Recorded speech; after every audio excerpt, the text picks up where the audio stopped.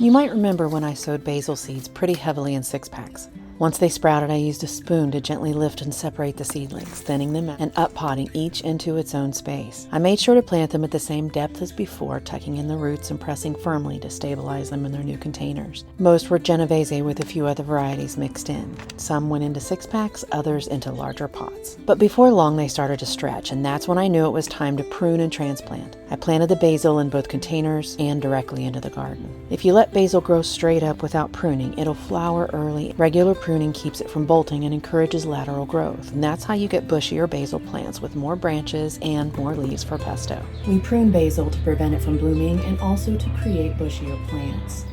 And so when I prune basil, I always cut just above a pair of leaves. These are points on the stem where new leaves or new shoots can grow. Each node has something called an axillary bud, kind of like the armpit between the stem and the leaf. And once I snip off the top of the plant here, the plant receives a hormonal signal, specifically a drop in auxin. This is called the apical tip, the growing tip of the plant.